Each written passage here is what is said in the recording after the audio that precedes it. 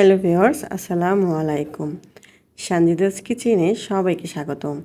আজকে আমি আপনাদের সাথে শেয়ার করব 2 ডিমের ভ্যানিলা কেক। ভ্যানিলা কেকের A to Z সব কিছুই শেয়ার করব। ভ্যানিলা কেক একদম সফট কীভাবে হবে সেটাও বলে দেব, আর ক্রিম কিভাবে খুব দ্রুত স্টিপ করবেন সেটাও বলবো। চলুন তাহলে দেখে নিই রেসিপি। এখানে আমি নিয়ে নিয়েছি 1/2 কাপ ময়দা, 1 কাপ কর্নফ্লাওয়ার ও 1/4 টিস্পুন বেকিং পাউডার। এগুলো আমি চেলে নেব। অবশ্যই শুকনো উপকরণ চেলে নিতে হবে। সবথেকে ভালো হয় যদি শুকনো উপকরণগুলো 2 থেকে 3 বার চেলে নিতে পারেন, তাহলে আরও ভালো হয়। চেলে নেওয়ার পরে শুকনো উপকরণগুলো মিক্স করে নিচ্ছি। এখানে আমি মিডিয়াম সাইজের 2টা ডিম নিয়েছি, কুসুমগুলো আলাদা করে নিয়েছি। এখন এটাকে হালকা ক্লাউডি ভাব করে নেব। যখন হালকা ক্লাউডি ভাব চলে আসবে তখন আমি এর মধ্যে চিনি অ্যাড করব। আমি এখানে 1/3 কাপ চিনি ব্যবহার করছি। 2টা ডিমের জন্য আমি সবসময় 1/3 কাপ চিনি ব্যবহার করি। এটা আসলে একদম পারফেক্ট একটা মেজারমেন্ট। আপনারা যদি মিষ্টি বেশি খেতে চান তাহলে 1 চামচ এক্সট্রা দিতে পারেন, বাট আমি 1/3 কাপই দিয়েছি। 2 বার চিনিটা দিয়ে খুব ভালো করে মিক্স করে নিচ্ছি, যতক্ষণ পর্যন্ত না চিনি গলে যায় আর এটা ফোমটা ক্রিয়েট হয়ে যায়।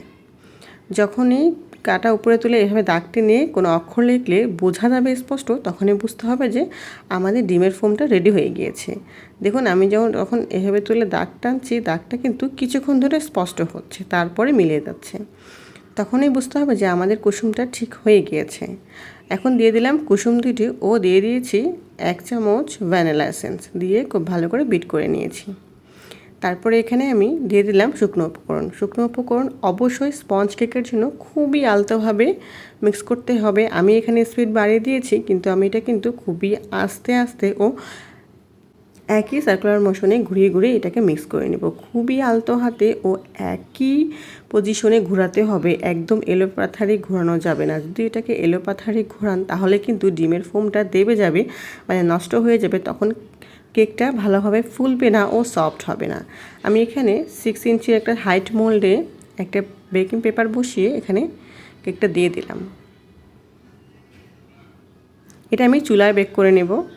এখানে একটা কাঠির সাহায্যে আমি এটাকে সব দিকে মিক্স করে দিচ্ছি, যেন এগুলো বাবলগুলো যা ভিতরে ছিল সব বের হয়ে আসে।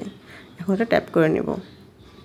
গ্যাসের হাঁড়িতে এটা বসিয়ে দিলাম। আমার এটা হতে খুব বেশিক্ষণ লাগেনি, 25 মিনিটে হয়ে গিয়েছে। আমি এর মধ্যে 1 কাপ ক্রিম নিয়েছি, ইনস্টা হুইপ ক্রিম।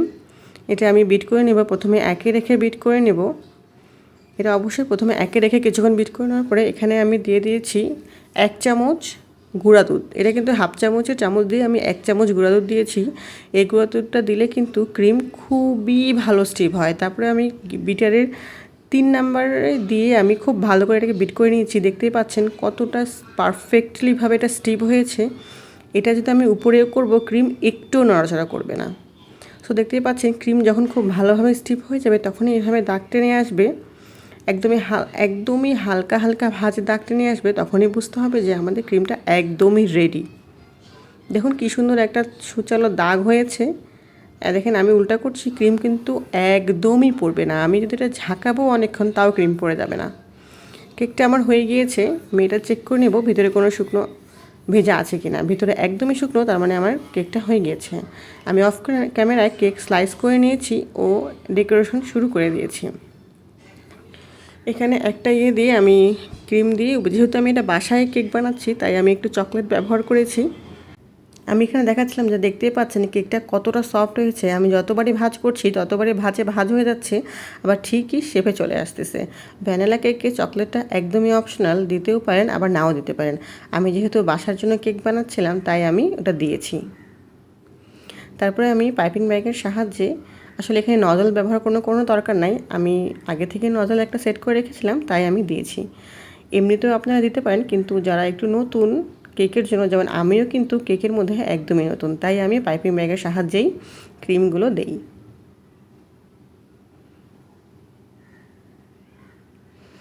পাইপিং ব্যাগের সাহায্যে ক্রিম দিলে জিনিসটা আমার কাছে মনে হয় সমানভাবে সব জায়গায় ক্রিম পৌঁছায় ও সমানভাবে সব কিছু হয়ে যায়। দেখুন আমার কেকটা কী পরিমাণ সফট হচ্ছে। আমি যত ভাজি মোড়াচ্ছি না কেন এটা কিন্তু ভেঙে যাচ্ছে না, আবার ঠিক সেই শেপেই চলে আসতেছে। কেকটা একদমই পারফেক্ট হয়েছে। আমি এখানে সুগার সিরাপের জায়গায় মিল্ক সিরাপ ব্যবহার করেছি। 1/3 কাপ পানির মধ্যে আমি 2 চামচ গুঁড়া দুধ ও 2 চামচ চিনি দিয়ে একটা মিল্ক সিরাপ তৈরি করে নিয়েছি।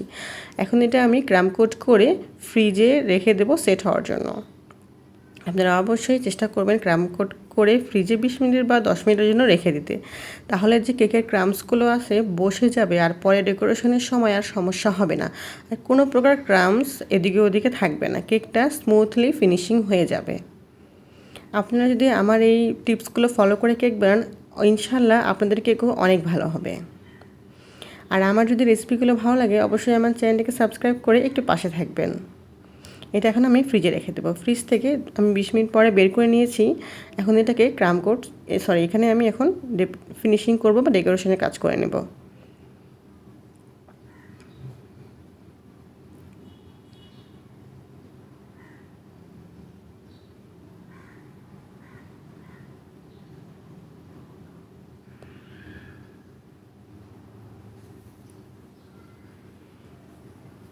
এক পাউন্ড কেকের জন্য অবশ্যই আপনারা 1 কাপ ক্রিম বিট করে নেবেন।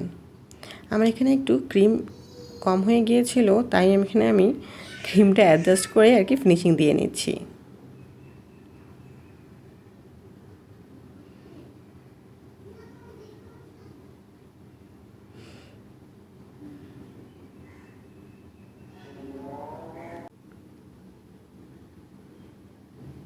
এখন একটা ব্রাশের সাহায্যে এটাকে আমি সুন্দরভাবে ফিনিশিং করে নেব।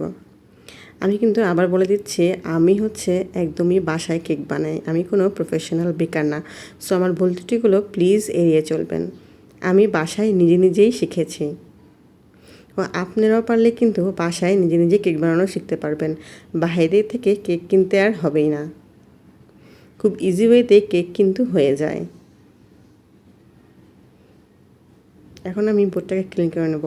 আর আমি অফ ক্যামেরায় বাকি ডেকোরেশনটুকু করে নিয়েছি।